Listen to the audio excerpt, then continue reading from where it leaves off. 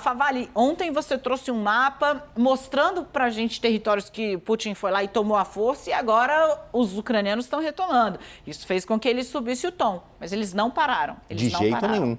Boa tarde, Dani. Boa tarde a todo mundo que acompanha a gente aqui no 360. Vamos voltar a ver aquele mapa? Ele é meio autoexplicativo. Você vai entender que as manchas vermelhas são as áreas dominadas pelos russos, uma área rachurada ali que é sobre a autodeclaração dos russos, essa parte aqui é minha, mas o que eu queria chamar a atenção é que às vezes a gente precisa olhar para pequenos detalhes que no final vão fazer toda a diferença. O que eu quero dizer, Dani, é o seguinte,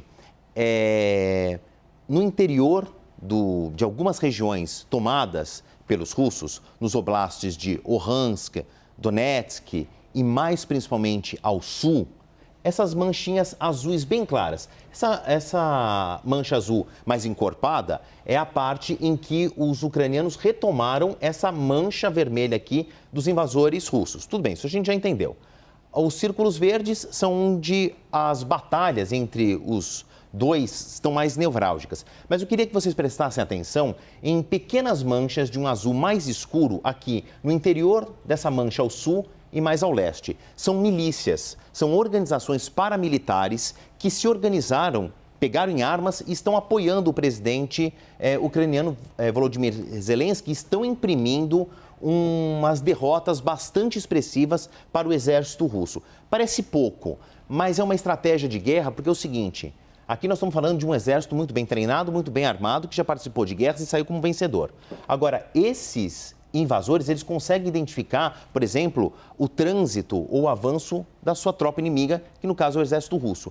Mas no caso o exército ucraniano. Mas essas milícias, elas passam despercebidas e podem ser aí um fator de contra-ataque misterioso. Então, esse é o ponto da guerra hoje. Uma vitória expressiva, uma retomada expressiva, uma contra-ofensiva expressiva dos ucranianos e essas pequenas surpresas aí bem desagradáveis para os russos, Dani. Favali, vamos tratar aqui rapidinho, né? Por exemplo, gente, Kherson foi uma cidade que a gente falou muito no auge da guerra.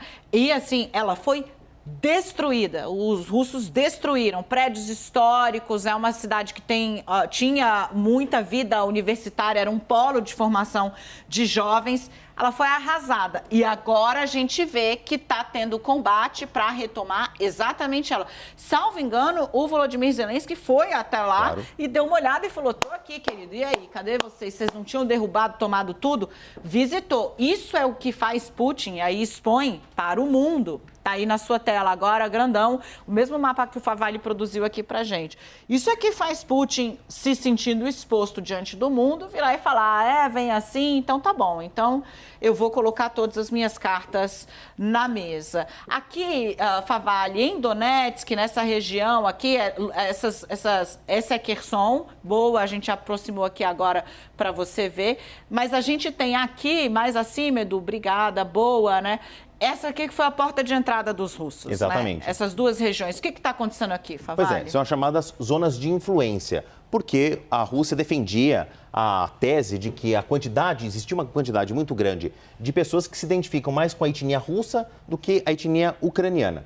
No próximo painel que eu preparei, tem uma lista de situações bem pontuais que estão acontecendo agora. Principalmente o seguinte: observadores internacionais já identificaram que sim, está havendo uma preparação de um referendo que começa amanhã, dia 23, vai até o dia 27, para que se tenha, talvez, uma resposta de que essas pessoas, sim, se reconhecem mais russas do que ucranianas. E isso serviria de sustentação para a tese do Vladimir Putin, porque ele invadiu essa região. Está tendo realmente uma contraofensiva ucraniana.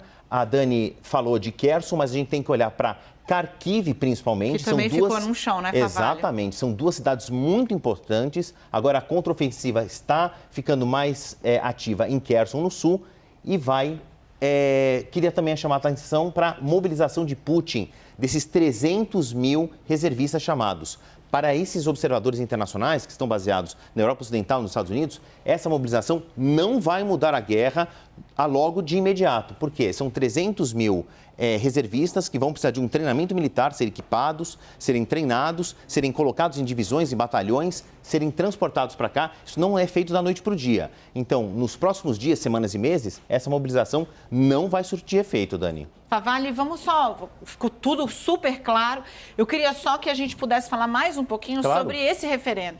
Porque a comunidade internacional trata como uma coisa de fachada, né? Putin está indo para obter um resultado que ele quer. Se for diferente do que o que ele quer, não vai acontecer.